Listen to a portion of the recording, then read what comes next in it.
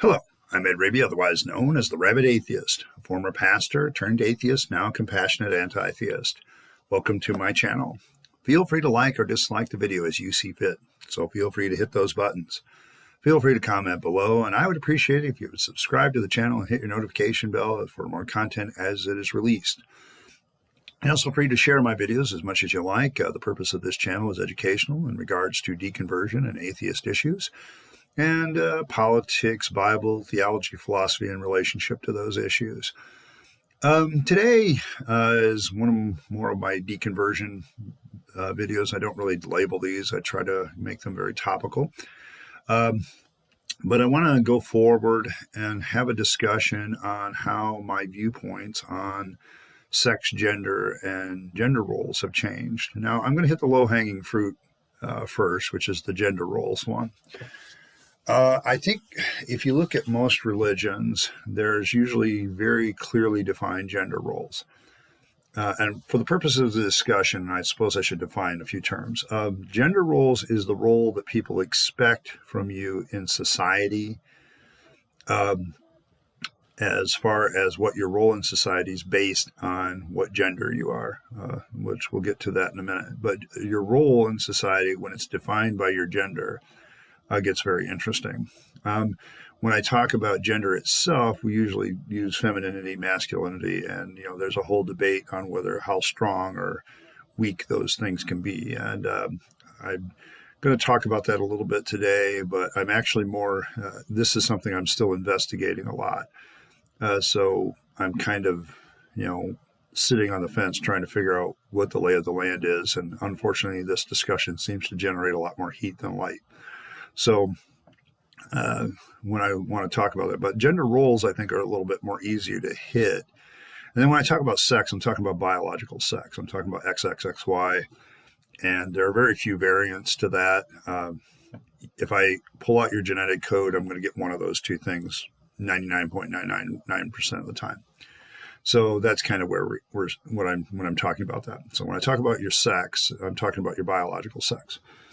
That way, I hope that clears up some confusion later on when I'm talking about things. But when I talk about gender roles and relationship to faith, to me, this is a low-hanging fruit of criticism. Because when I was going through my time as a Christian, gender roles were very, very clearly defined. I think maybe that's why people gravitate to religion at certain points, because your role, depending on whether you're a man or a woman or whatever, gets clearly defined for you by religion. Because what you end up with is this notion that men are supposed to do a certain thing, fathers are supposed to do a certain thing, and there's clearly, hard, walls between those things. The Bible, of course, doesn't help this, because you have clear statements about what wives are supposed to do, how they're supposed to be in submission to their husbands, how they're supposed to, be obedient, how they're supposed to be silent in the church, so on and so forth. I mean, if you look at the Bible's discussion of women, women are most certainly a lesser status than men. Men are the higher status, women are the lower status, and then right below them is cattle and donkeys and all the rest of the property that you're supposed to be owning. I mean, the Old Testament is pretty clear that a woman's role is very much what I would call a natural slave role. And so that kind of fits into that whole motive of roles. And so, moms stay home, they take care of the kids, they have babies, they cook, they clean, they make sure their husband's happy. Husband goes out, works, makes money, brings money home to keep the family afloat. He's the teacher, the spiritual leader, he's the head, and she's the tail. Now, has any of that changed since I became a non-believer? Oh yeah, hell yeah. I think the real issue for me is that I have to kind of jump here in my discussion to biological sex, because I believe very strongly in evolution, and I believe that each of the sexes has kind of evolved to fulfill an evolutionary role. Now, I don't say the word purpose when it comes to evolution very often, because I sense a wrong single about evolution. The evolution just happens, and it is. It doesn't really have this greater purpose where we're going to get bigger and better and badder. The whole issue of evolution is survival. So human sex, biological sex, has developed, in my opinion, this is my opinion, I'm certainly no expert on it, and this is something I've been looking into, but it's developed as a way of survival. Now, sexuality and the development of sex is still a discussion item, but we do have some understandings of how it does happen, and this is something I want to read into. Today's purpose is more to get a discussion going on how your thoughts have changed about these issues. From a gender role, to me, gender roles have changed in the sense that I don't necessarily believe I have the right to be the head of the household or to be, I'm automatically the patriarch that gets to call the shots, sort of thing. I don't buy that. It's why I spend a lot more time as dad and grandpa and all that, trying to get everybody's opinion before because a lot of my people in my family accept that they need to look to me for leadership. And I'm not always in certain situations the most qualified to be a leader. I look at it more this way. We should look to the person that should be the leader that's most qualified to lead in that situation, and the gender shouldn't matter.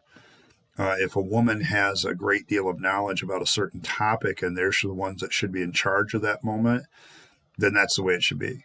And knowing what everybody's capable of as far as action and ability and skills and whatever, it's that what we should look for at that moment. That's the person that we should probably kind of default to and say, you're in charge because you know more about this than anybody else.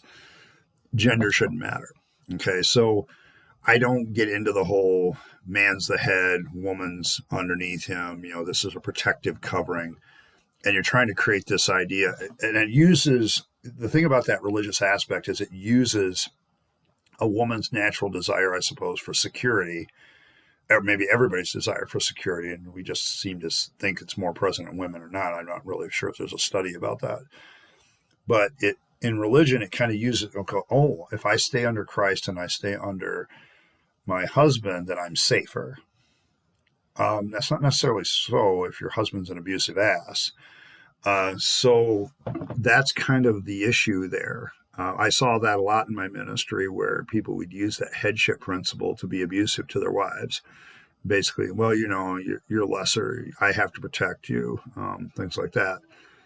And, we're going to talk about biological sex in relationship to that. Yeah, sure. From a biological standpoint, men's upper bodies have evolved to be a lot stronger, a lot more powerful. Athletically speaking, XY kicks XX's ass a lot. This is a controversial subject, but I'm going to tell you why. This is why I think, this is the reason why feminists are joining forces with more traditional people when it comes to women's sports right now, when it comes to trans athletes, because you have biological men who may truly be genderly female and it's creating confusion. Instead of sitting down and saying, how do we resolve this conflict? The SJWs are kind of just shoving these trans athletes into feminist face. Well, feminists have been traditionally allied with, the whole LGBT community, including trans, until now, because now it's causing a rift. It's causing a conflict because women are losing to men again. And, to the feminists, that's kind of where they're at.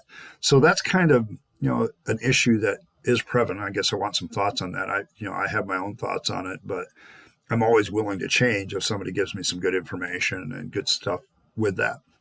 So I want to jump. I'm not taking these in order because I want to jump to biological sex for a minute, because I think gender roles in religion, the ones that religions put out are bullshit most of the time.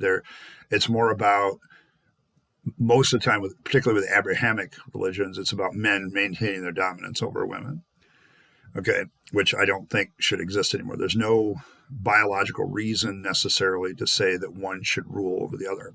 So when you flip to biological sex, this is where the scientific part of me really kicks in, because I get really Robert Heinlein about this and say, listen, women have evolved for a certain evolutionary purpose, in the sense that they're the ones that get to carry the child for 9 months. They're the ones that give to get birth. They're the ones that have to, there's all these biological things that women have to do, that why we call them mothers. Okay. And it's, to me, the whole thing with getting rid of certain language is just nonsense, because we're going to continue to call women who give birth mothers. Okay. And we're going to continue to call men who don't give birth fathers, who father the child. So it's not, that part of society is just ingrained into us from a biological point of view. I just think when you're bucking against biology and you're starting to say, don't do that. It's kind of like how I feel like, you get all, well, you shouldn't be looking at women as objects. When I think Hugh Hefner said it the best, women are always going to be the objects of the desire to men. And quite frankly, it's the other way around too. We just don't like to talk about that. Maybe we objectify each other in different ways, but everybody objectifies. The one thing that'll get you off your self-righteous high horse quicker than anything is coming to the realization that everybody objectifies everybody at some point, that there's no escaping that.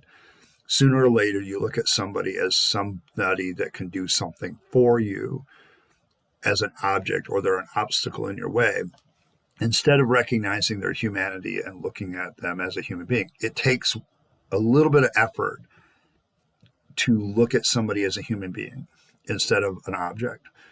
We're very self-centered and very self-motivated.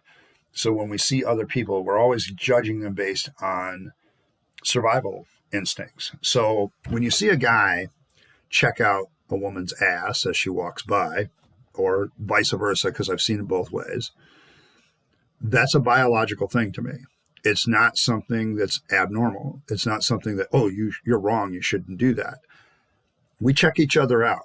We're constantly biologically evaluating procreative properties. It's why younger people are more sexually desirable, because they have a better chance of, having, children than others. I'm thinking recently of, different things I've seen in the gaming community. Like, the gaming community gets a lot of shit sometimes for simply being historically accurate. I'm thinking of a game I'm playing recently called Crusader Kings 3, where they talk about fertility, whether or not you can produce an heir to your dynasty kind of thing. And the game puts in fertility for men. The fertility cycle basically starts out high, stays high, and then drops off at the end, because that's biologically true. With women, it's very high. It's very high at a certain range, and then it drops off dramatically. That's true, biologically speaking, and is simply put into the game as a biological reality. If they were to be given shit for this and not making it equal, I would say you're not dealing with reality. And see, this is where this affects my view of gender and gender roles. There are certain scientific realities about being XX and XY, okay, that no matter how much you want to think things should be different, they're going to be that way. Human beings, sexual human beings, have sexual desire towards each other. They're going to check each other out. Now, if you're a homosexual, I'm not saying that you're not biologically that way. You could be biologically that way. I'm simply saying that for the vast majority of humanity, there is a certain biology that kicks in that's been there because of millions of years of evolution. You're not going to get rid of those behaviors just by saying they're bad and waving your hand, is what I'm saying. These things are going to go. And I hate to tell you this, there's a lot of women out there that do like being sexually desirable. They get a lot out of that. Sorry, it's just true. And I think usually where I disagree with the left on this issue is usually like, dude, you do realize that you're going up against biological and psychological reality. There's been many studies that done, even on infants, to note the fact that our biological sex has a difference in the way we think, the way we process information, the way we act towards each other right from the get-go, like almost immediately. And that is scientifically peer-reviewed study stuff. For you to sit there and be arrogant and deny all that, Yeah, I have a problem with that. So this is what creates the difficulty for me because I'm going to sit there with biological reality. I'm going to sit there and say, yeah, there are certain roles because of biology that we're going to fall into, but that's all it should be. It shouldn't be that society says women should be subservient to men. That I think is bullshit. Okay, maybe it from a survival instinct. I think sometimes women buy into that because, hey, if you're subservient, you have to stay home and the guy does everything for you. You're never going to grow as a person, but you'll be taken care of. Whereas on the flip side is, yeah, this woman has to do what I tell her all the time. And that, she can do things for me to help my survival and so forth. So I suppose from a survival instinct, religion plays really well into that if you're a selfish ass and don't really want to treat people as equal. And I think this is what humanity is maybe struggling with as a whole, is how to figure out how to treat everybody the same. I mean, I talked about this with tribalism last week, but this deconversion thing for me, the real issue right now for me and my deconversion thinking, and I'm being very open here. I'm not making definitive statements. This is just where I'm at right now, is I do think that there is differences in gender. I do think that those are okay, and a lot of that is biological. I also think a lot of society enforces a bunch of shit on us that should be examined in the eyes of scientific reality, and whether or not that fits. Like, for instance, let me give you a for instance. Traditionally, feminism and, say, the top free community have been arm in arm.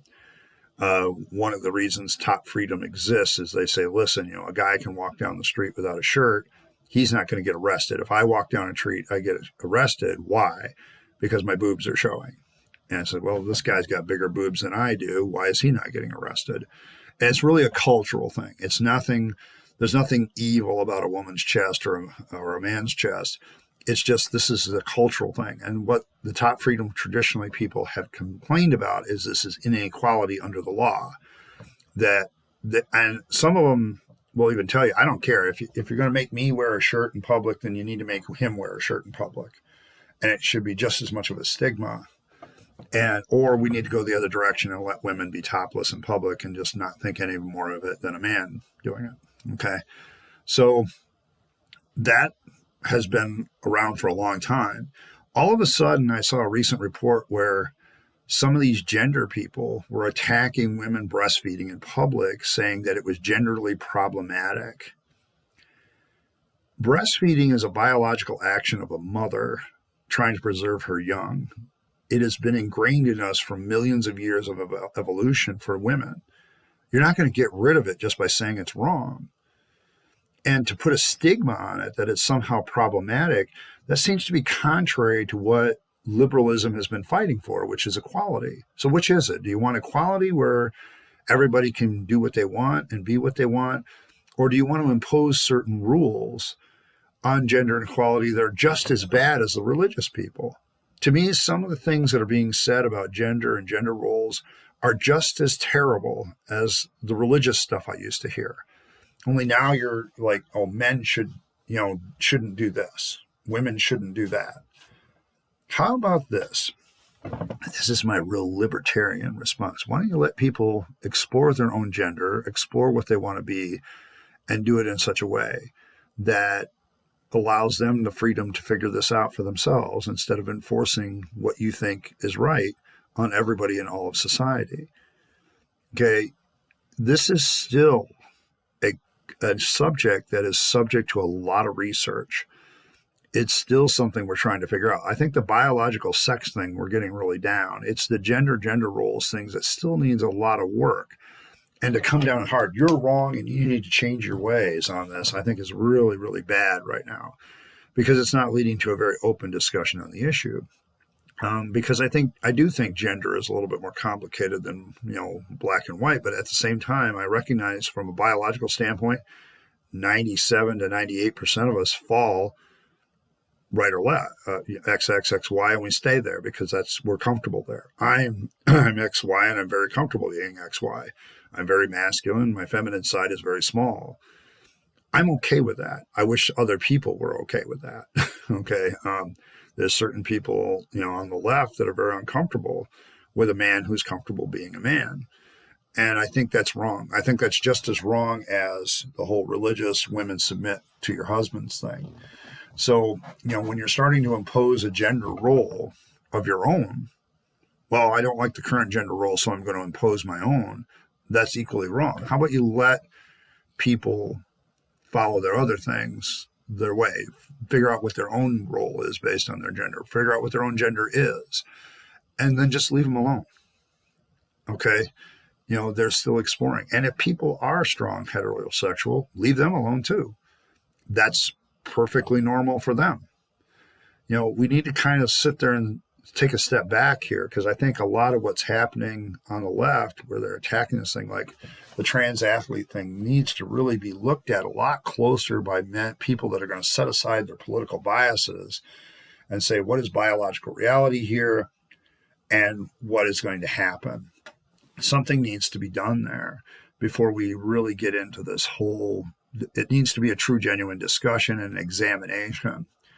Now, how deconversion has affected me in all this, I would never have even considered this even 7-8 years ago, because my Bible told me that gender roles and gender is a certain way, and science was telling me a different thing, and I would reject the science. I don't reject the science anymore.